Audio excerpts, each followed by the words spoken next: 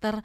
Sofiana Indrayanti SPOG. Beliau adalah dokter spesialis kandungan atau obgyn yang ada di RSUD Grati Kabupaten Pasuruan. Nah, Pasuruan People, kalau sebelumnya mungkin Pasuruan People tahu kalau di RSUD Grati ini sudah ada dokter obgyn cowok. Nah, sekarang di Rumah Sakit Umum Daerah Grati atau RSUD Grati ini sudah punya dokter spesialis kandungan perempuan, yaitu beliau Dokter Sofi.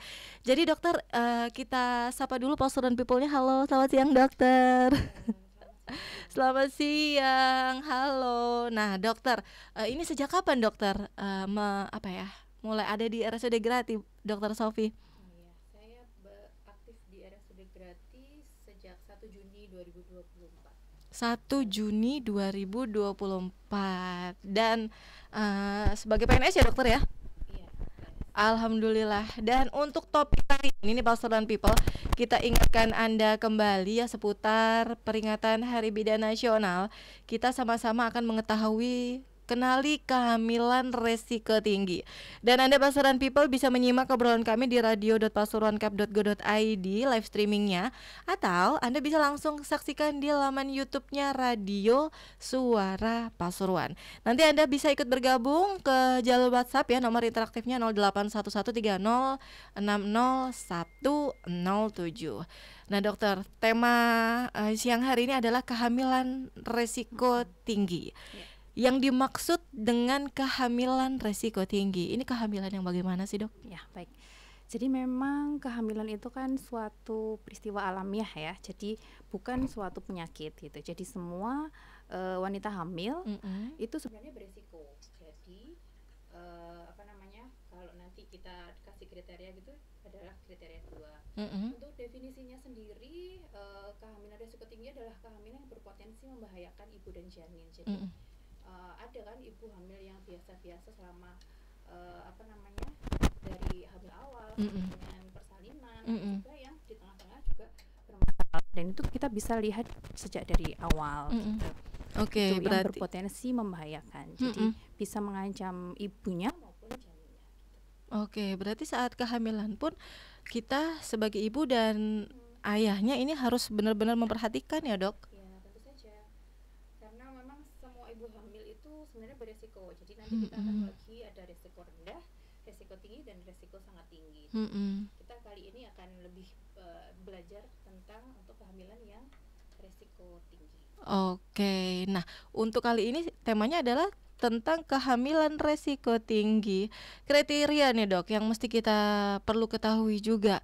Kriteria kehamilan dengan resiko tinggi ini yang bagaimana dok? Ya, jadi kalau kita kami ya itu menilai kriteria kehamilan, apakah ini resiko rendah, resiko tinggi, ataukah sangat tinggi, itu dari skor Puji Hayati.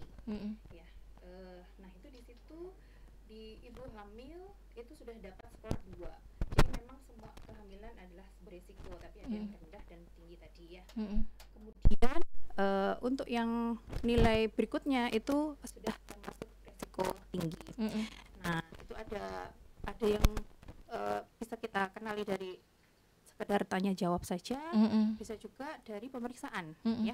Dari yang tanya jawab misalnya usia terlalu muda, saat terlalu muda hamil, misalnya kurang dari 16 tahun sudah hamil, itu juga risiko. Kemudian terlalu tua, hamil pertama misalnya lebih dari 35 tahun baru hamil pertama. Kemudian bisa juga dikatakan setelah menikah 4 tahun baru hamil pertama kali, itu juga risiko tinggi.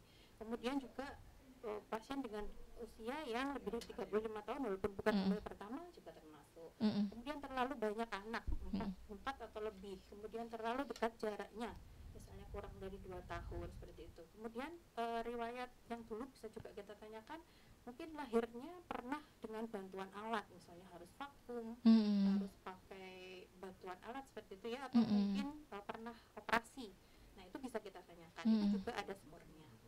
Nah kemudian kalau dari pemeriksaan, misalnya pasien dengan letaknya sungsang, letak lintang, atau misalnya ibunya dengan risiko penyakit yang misalnya dia sebenarnya nggak tahu, tapi dengan pemeriksaan jadi tahu, misalnya ada TBC, sakit paru itu, kemudian ada diabetes itu sakit gula ya, gula darahnya tinggi, kemudian juga riwayat penyakit jantung, riwayat asma, kemudian juga pasien yang dengan kakinya bengkak, kemudian darahnya tinggi, itu juga beresiko. Terus kemudian ada juga yang sampai dengan perdarahan atau jatuh ke kejang, itu juga nanti memang perjalanan sebelumnya risiko tinggi tapi tidak diketahui dari awal.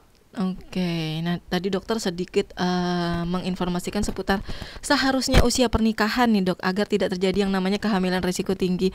Pertanyaannya yang seharusnya ini pernikahan nih usia berapa sih dok untuk kita perempuan dan laki-laki kayaknya berbeda ya dok? Ya, kalau untuk wanita yang tadi saya dikatakan kalau misalnya dia hamil kurang dari 16 tahun itu sebenarnya kurang bagus ya.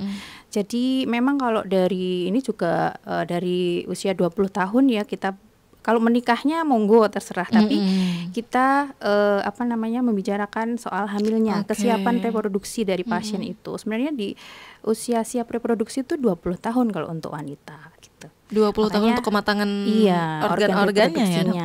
Makanya untuk yang hamil terlalu muda itu juga kurang baik. Kalau misalnya masalah yang terlalu tua tadi juga itu juga sebenarnya berisiko, tapi kita kan enggak membicarakan masalah pernikahan. Kadang juga orang habis nikah sudah ini tapi tidak langsung hamil juga seperti itu. Tapi makanya itu tadi termasuk kriteria yang risiko tinggi kalau dia habis nikah baru 4 tahun baru hamil. Gitu. Oke, kalau untuk usia yang terlalu lanjut atau terlalu tinggi, usianya berapa batas maksimal? Sebenarnya untuk usia reproduksi itu paling bagus di usia 20-35 tahun. Itu kualitas sel turunannya masih bagus, kemudian fisiknya kita para wanita juga masih bagus. Kalaupun misalnya punya penyakit gitu ya, penyakit-penyakit itu biasanya datangnya di usia di atas 35-an gitu ya. Tapi ya tidak menutup kemungkinan misalnya dia punya penyakit jantung dari awal, asma itu kan memang dari awal, beda lagi itu. Jadi yang paling bagus untuk usia reproduksi itu adalah usia 20-35 gitu. Oke, nah kalau yang dibahas barusan kan oleh dokter ini bahayanya bagi ibu ya. Nah, bagaimana dengan janin? Tentunya juga sangat berbahaya ya jika ibu beresiko, bayinya juga tentu. Ya, jadi tadi kan saya mengatakan bahwa kehamilan risiko tinggi adalah yang berpotensi bahaya terhadap ibu dan janinnya. Kalau bahaya untuk ibunya sebenarnya ada. Tadi kan baru kita lihat kriteria. Iya, dokter. Siapa aja yang dikatakan hamil risiko tinggi. Tapi kalau yang dikatakan risikonya apa sih kalau kita hamil dengan tadi skornya misalnya jadi banyak ya karena risiko tinggi. Kita bilangnya biasanya pangkatnya banyak ya, udah usianya lebih dari 35 misalnya, ada darah tinggi, ada diabetes dan sebagainya. Faktornya banyak ya, nah dok? Itu jadi itu kan ada skor-skornya sendiri. Nah itu. Nah kalau pada bayi, kepada ibu dulu ya, kalau bahaya pada ibu itu bisa menyebabkan perdarahan ya. Perdarahan saat persalinan ya, misalnya kalau tadi bayi kembar, kemudian kembar air atau polyhydramnion kita membicarakan. Kembar air kembar ini air itu jadi dia itu perutnya gede, bayinya sebenarnya ukurannya normal atau bahkan kecil, tapi dia ketubannya banyak, makanya dibilang itu resiko nanti waktu persalinan berpotensi untuk terjadi perdarahan. Atau bayinya besar, misalnya sampai 4 kilo saat lahir, biasanya pada ibu-ibu yang dengan diabetes. Nah itu bisa perdarahan. Kemudian banyak lagi sih, sampai dengan kematian juga. Kemudian kalau untuk tadi yang ditanyakan adalah pada janinnya ya, pada resiko pada janin bisa kelahiran prematur ya. Resiko kelahiran prematurnya tinggi. Kenapa? Misalnya kalau pada ibu yang darah tinggi, ternyata di tengah-tengah dia sudah gawat janin, kita harus lahirkan di awal di 34 minggu. Nah itu kan jadi prematur sebenarnya. Kemudian resiko perkembangan janinnya terhambat atau beratnya itu tidak sesuai, yang harusnya misalnya usia sekian kok beratnya masih segini gitu. Jadinya waktu lahir kecil. Nah itu juga kalau ibu-ibu dengan hamil dengan tadi yang tinggi tadi, resiko tinggi, itu jadi bisa seperti itu. Jadi kehamilan prematur tinggi, kemudian pertumbuhan janin terhambat, kemudian juga bisa nanti waktu lahir terlalu besar tadi aku bilang karena misalnya dia diabetes. Nanti akhirnya waktu persalin dia harus pakai alat atau operasi ya, risiko untuk operasi tinggi, bahkan jadi bisa juga meninggal dalam kandungan, jadi intrauterine fetal death, jadi IFD meninggal ya, biasanya disebut IFD. Nah dokter, usia yang belum matang nih, tadi dokter sebut prematur ya dok, jika memang harus dikeluarkan belum waktunya ya emang harus dikeluarin ya dok? Iya, tapi jadi ada indikasi tertentu kita kapan mengeluarkan bayi ini gitu. Ada nanti di kami yang menentukan bayi ini harus nggak bisa dipertahankan nih ya, harus keluar walaupun memang masih prematur. Tapi pada usia tertentu misalnya bayi itu kalau di kita di rumah sakit kami itu bagus, bisa potensi hidupnya itu di atas 2000. Kalau di atas 2000 gram, dia angka hidupnya tinggi. Kalau di bawah 2000, 1500 sampai 2000 lumayan ya. Tapi banyak yang kurang berhasil. Di bawah lagi itu banyak yang 70%-nya nggak bisa berhasil. Di bawah 1500, 1000 kadang-kadang. Tapi hanya jarang banget yang bisa berhasil. Nah itu apa namanya? Oke, pilihannya resikonya gimana ya dok ya? Memang 50-50 gitu, memilihnya demi ibu, demi janin. Pasti gitu. ada indikasi ibu, indikasi bayi seperti itu. Tapi pasti kita mengusahakan kalau memang bayinya masih kecil, kita beri namanya suntikan pematangan paru kayak gitu. Oke, ada prosesnya lah. Kalau begitu misalnya ya, kurang dari 32 minggu kok sepertinya harus kita lahirkan gitu. Dia dikasih suntikan untuk neuroprotektan itu untuk melindungi otaknya, otak janin. Jadi sebenarnya dia organnya kan belum sempurna kalau prematur. Oke, nah masyarakat ini biasanya tahu bahwa janinnya prematur atau beberapa kesehatan ini kan taunya dari USG nih dok ya, dan mungkin ada beberapa kalangan yang tidak melakukan pemeriksaan USG ini dokter. Ya. Tadi pentingnya kita melakukan pemeriksaan dini ya. Jadi kalau kita orang hamil itu tidak boleh mengabaikan pemeriksaan kehamilan rutin. Dan dalam peraturan pemerintah pun sudah dinyatakan kalau dalam hamil itu harus 6 kali kunjungan. 1 kali kunjungan di trimester 1 atau 3 bulan pertama, 2 kali kunjungan di trimester kedua ya, bulan ke-6 sampai bulan ke-4 sampai ke-6 ya. Kemudian di trimester ketiga 3 kali kunjungan, yang terbaru 6 kali kunjungan. Nah, apa namanya? Jadi kunjungannya itu USG. Nah, tadi USG biasanya yang paling penting itu adalah di trimester 1. Justru itu paling penting, trimester 1 dan di trimester ketiga. Itu diharapkan untuk bisa bertemu dengan dokter, diharapkan untuk bisa melakukan USG. Di trimester 1 kenapa? Karena untuk menentukan usia kehamilan dengan tepat itu lebih akurat di trimester 1. Selisihnya hanya 5 hari. Kalau misalnya si ibu lupa mensnya kapan, itu kan biasanya kita menentukan hari perkiraan lahir atau usia kehamilan itu kan berdasarkan terakhir mens, hari pertama, hari terakhir HPHT. Nah, kalau dari USG adalah dari trimester 1. Kalau misalnya dia lupa, ya kita patokannya pada USG trimester 1 atau di bawah 12 minggu, di bawah 3 bulan. Itu justru penting. Jadi jangan nanti aja lah waktu 7 bulan gitu, mau 4D misalnya. Jangan. Jadi, ya mau lihat jenis kelaminnya nih dok. Kalau jenis kelamin bisa dilihat di usia 20 minggu atau 5 trimester bulan 2 ya. Di trimester 2. Jadi enggak deh, nanti aja trimester 3 aja USG-nya. Ya ternyata usianya sudah sekian, tapi ada beberapa yang akhirnya ketahuan, jadi terlambat gitu ya dok. Iya, jadi kan kalau USG di trimester ketiga, apalagi di trimester kedua dan ketiga itu bisa selisih sampai seminggu 2 minggu dari asli usianya, usia kehamilan aslinya. Jadi kita kadang kalau misalnya janinnya kecil, jadinya usianya kecil, padahal kan bisa jadi perkembangan terhambat, jadi nggak ketahuan. Misalnya ibunya lupa nih, makanya itu pentingnya USG di trimester pertama atau kurang dari 12 minggu. Oke, nah untuk penanganan kehamilan dengan resiko tinggi, resiko-resiko yang tadi sudah disebutkan dokter nih, gimana penanganannya dok? Ya.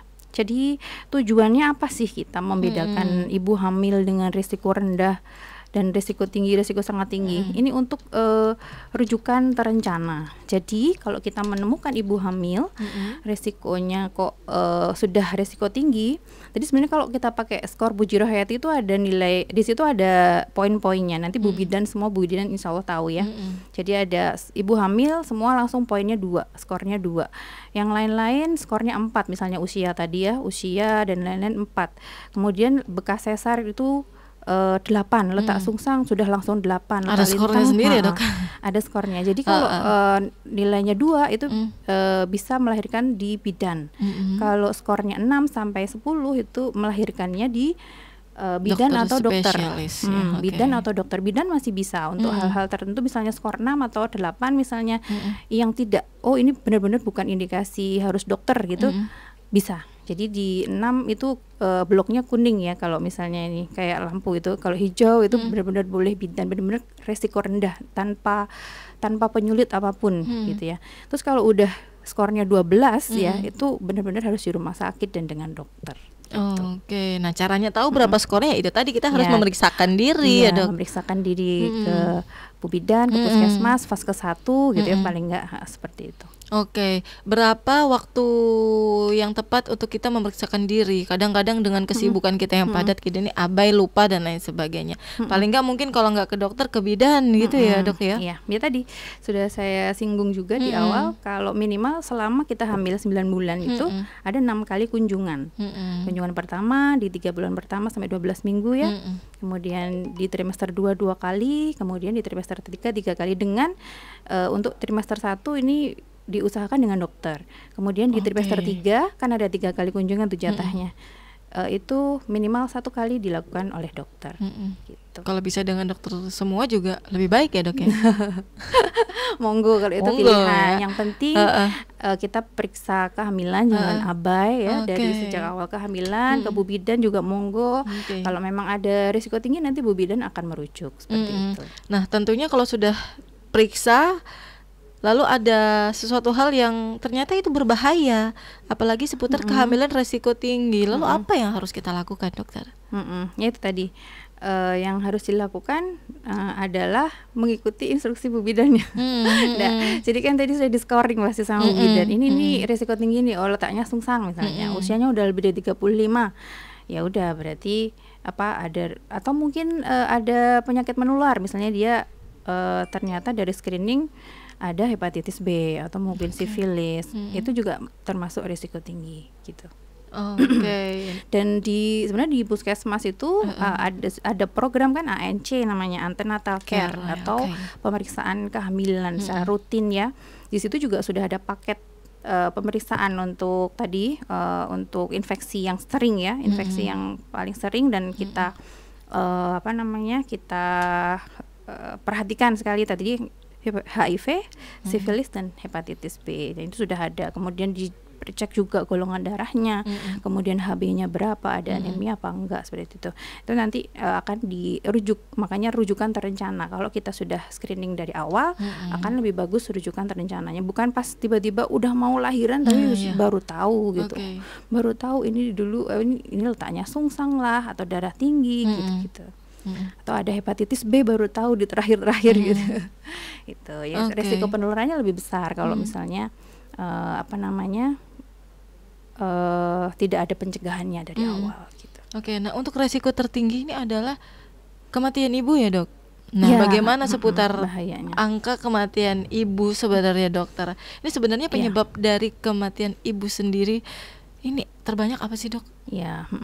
Jadi memang untuk kehamilan risiko tinggi nanti hubungannya dengan kematian ibu, karena memang bahaya paling fatalnya adalah kematian, tadi resiko untuk ibu ya, ibu dan janin bisa kematian. Kalau angka kematian ibu penyebab tertinggi sudah dari dulu banget di Indonesia itu penyebabnya adalah perdarahan, itu pegang rekor tuh dari hampir 30% penyebabnya adalah perdarahan, kemudian disusul darah tinggi. Ya, darah tinggi itu juga bahaya, jadi harus hati-hati. Itu juga menyumbang penyebab kematian ibu cukup besar, nomor 2 dari perdarahan. Kemudian infeksi, ya. Kemudian yang terakhir penyebab lainnya, misalnya ibu dengan penyakit jantung, kemudian penyakit-penyakit lainnya yang komorbid ya namanya, itu menyumbang juga angka kematian ibu. Oke, ini mungkin salah satu yang membuat muda-mudinya mudi-mudinya aja nih atau calon ibu takut untuk hamil, dokter, dengan resiko-resiko yang tadi disebutkan dan salah satu yang paling menakutkan adalah kematian nih dokter ya. Iya, memang sebenarnya hamil itu kan bahkan diharapkan ya oleh banyak orang ya, yang menikah sudah 1 tahun nggak hamil aja udah bingung kadang ya, ada yang sampai 4 tahun 10 tahun. Jadi sebenarnya nggak perlu takut. Yang penting kita begitu tahu hamil ya tentu saja memeriksakan diri ke fasilitas kesehatan gitu, bidan, ke Vaskes 1, puskesmas, dan dokter boleh. Oke, untuk darah tinggi ini juga menjadi penyebab kematian ibu terbanyak di Indonesia ya dokter ya. Saat kehamilan kan sudah terpantau ya dok, kalau si ibu ini ternyata darah tinggi. Apakah juga mengkonsumsi obat-obatan untuk penurun darah? Darah tinggi pada kehamilan itu bisa sejak sebelum hamil dia sudah darah tinggi atau didapat saat hamil. Nah itu nanti bisa dideteksi. Tadi apa gimana? Jadi kalau pasiennya dengan darah tinggi nih, ibu hamilnya ini, apakah saat hamil dia mengkonsumsi obat-obatan untuk menurunkan untuk darah mencegah tinggi? Ya mungkin ya, lebih ke mencegah.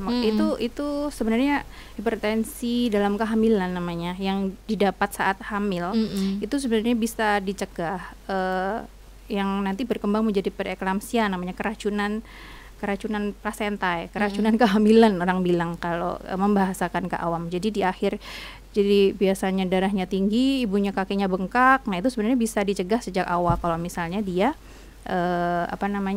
screening dari awal. Jadi ada resiko-resiko yang berpotensi untuk ibu ini nanti akan jadi darah tinggi nih, kita harus berikan obat-obatan tertentu. Ada obatnya, ada kemudian resiko yang dikenali bisa misalnya hamil pertama gemuk, kemudian hamil kembar, kemudian ada riwayat penyakit darah tinggi sebelumnya, kemudian ada riwayat penyakit autoimun ya, penyakit lupus tuh ada sendiri, kemudian penyakit metabolik, diabetes itu ada risikonya. Dia berisiko untuk menjadi darah tinggi di akhir kehamilan sampai bahkan kejang, namanya preeklamsi, dan kalau kejang itu namanya eklamsi sampai dengan kejang. Itu sebenarnya kita harus cegah ke situ. Itu makanya dari awal ada obat yang bisa untuk mencegah gitu.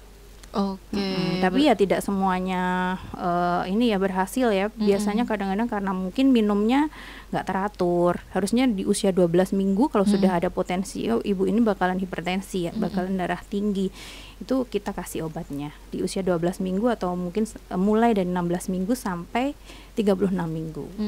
Gitu. Oke, dari semua resiko kehamilan, berarti saat kita sebelum hamil ini sudah harus kayak memeriksakan diri juga kayak ke dokter ya dok ya. Mungkin kita bisa menyampaikan kita punya preconception care, ada itu. Kita punya riwayat penyakit apa begitu ya dokter ya? Iya. Akan lebih bagus lagi kalau diperiksa dari sejak persiapan mau hamil, bahkan ibu-ibu muda atau pasangan muda atau calon pengantin misalnya, dia mau menikah, kan menikah biasanya pasti pengennya punya anak. Nah, itu 3 bulan sebelumnya sudah boleh melakukan preconception care misalnya, berkonsultasi tentang kesehatan dan kesiapan dirinya untuk hamil, seperti itu ada. Jadi calon suami istri ini bisa berkonsultasi ke dokter gitu ya.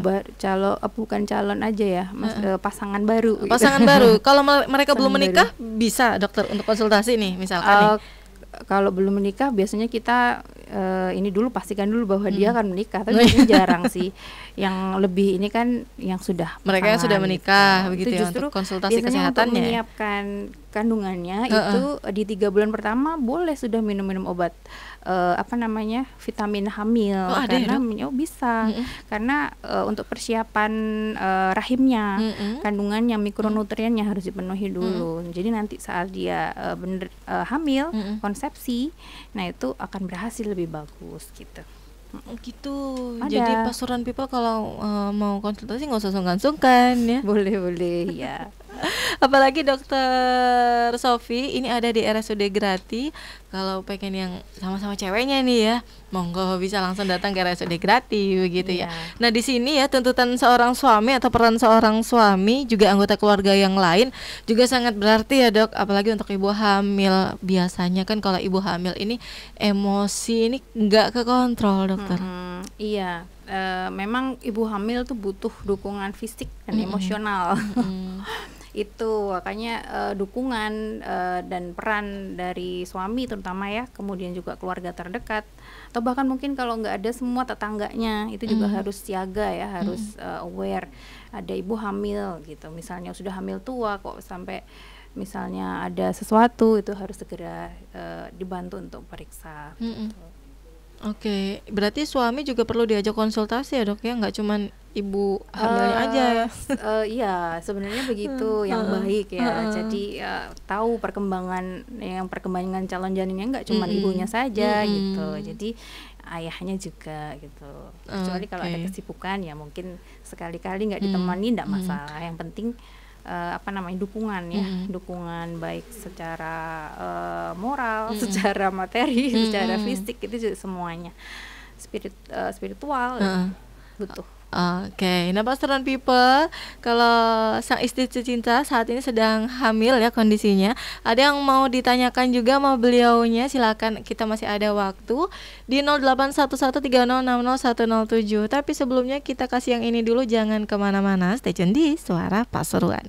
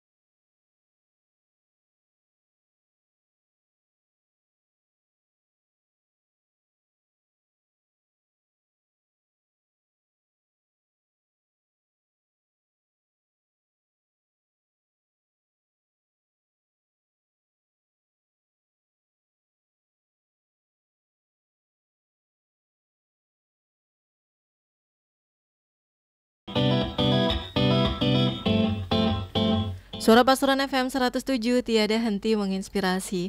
Terima kasih banyak Pasuruan People, Anda masih bersama Suara Pasuruan. Dan saat ini di program Inspirasi kita, dari jam 12 siang tadi sampai nanti kurang lebih jam 1 siang, ada Halo Spesialis RSUD Grati yang hari ini membahas seputar kenali kehamilan resiko tinggi. Anda yang mendengarkan di radio.pasuruankap.go.id, halo selamat siang, terima kasih banyak.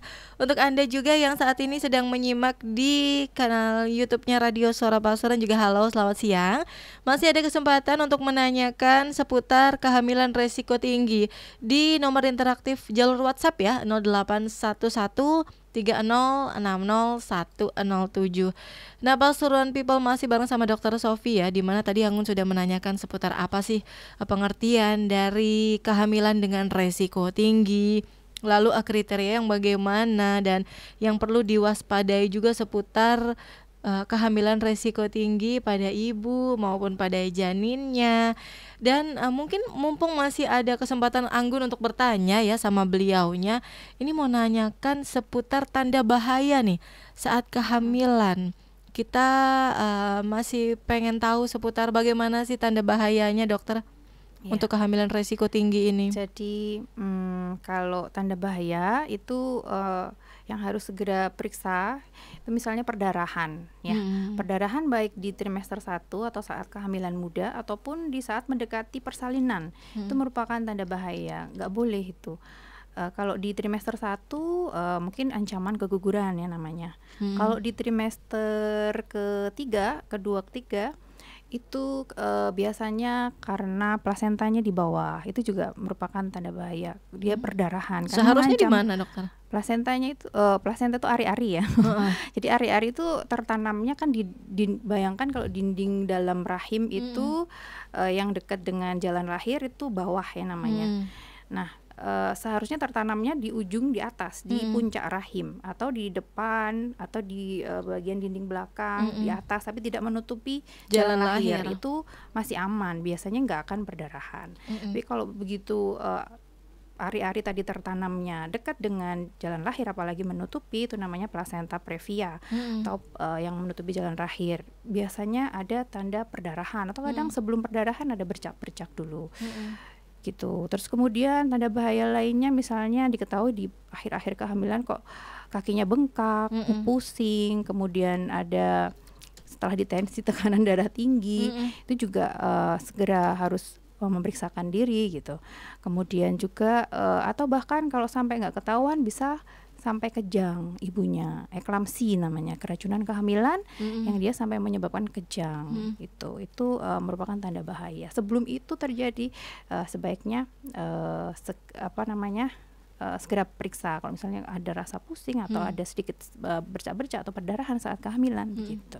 Kalau di akhir kehamilan misalnya sudah 40 minggu, sudah 38 minggu, sudah 9 bulan ya intinya, ada kenceng-kenceng, ada keluar perdarahan sedikit atau lendir dikit, itu tanda persalinan, itu harus segera periksa. Sebenarnya bukan tanda bahaya tapi tanda mau lahir. Oke, itu untuk usia-usia kandungan yang udah mau melahirkan ya dok ya. Ada kayak becak-becak gitu, tapi tetap harus segera menuju ke tenaga kesehatan ya dok. Iya betul. Oke, nah untuk pencegahan spesifiknya nih dok, yang mesti kita benar-benar ketahui nih dok. Oh iya, jadi tadi kita bicara soal kehamilan risiko tinggi ya, yang sebenarnya ada beberapa yang kita bisa kita bisa lakukan gitu. Jadi ada yang disebut sebagai 4 terlalu. Tadi terlalu muda hamil gitu ya, usahakan jangan hamil di usia kurang dari 16 tahun gitu kan.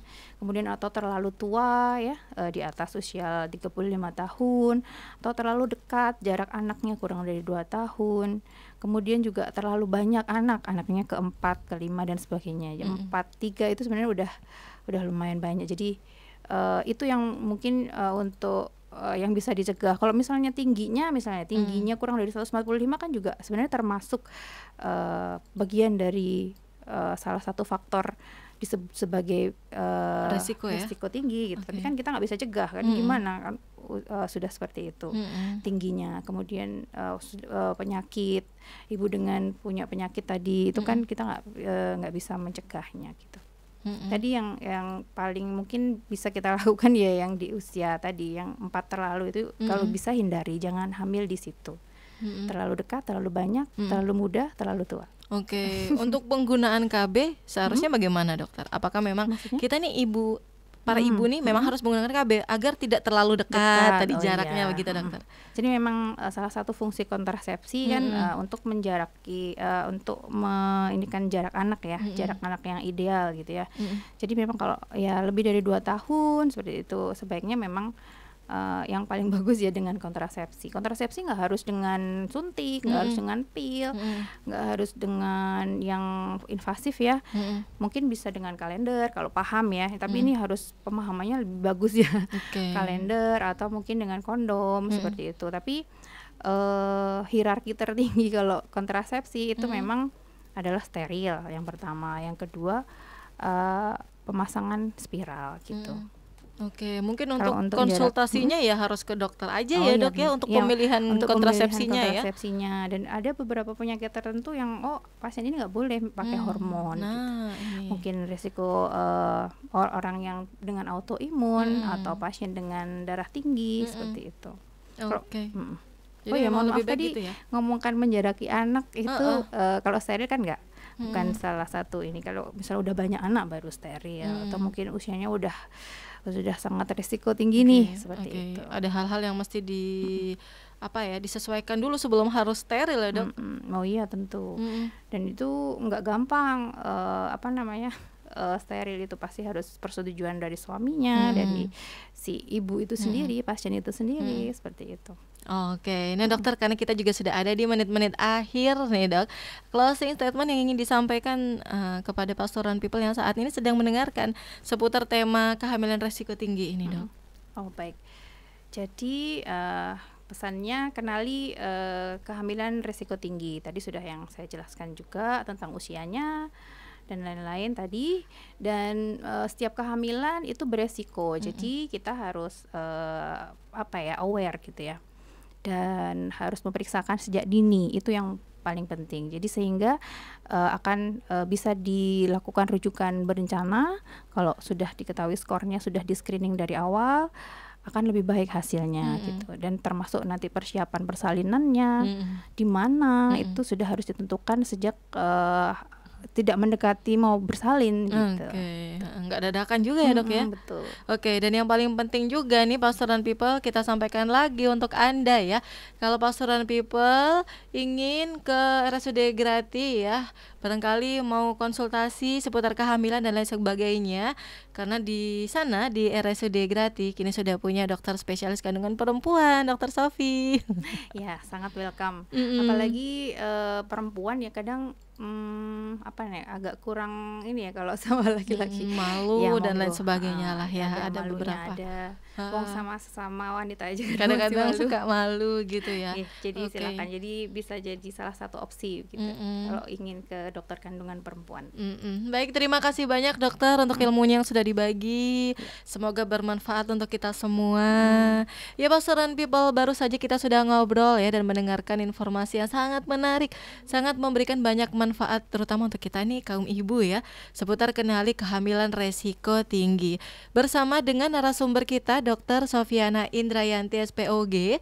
Beliau adalah dokter spesialis kandungan di RSUD Grati Kabupaten Pasuruan.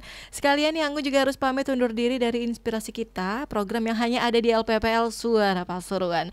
Untuk edisi hari Kamis 20 Juni 2024. Terima kasih. Wassalamualaikum warahmatullahi wabarakatuh. Sampai jumpa.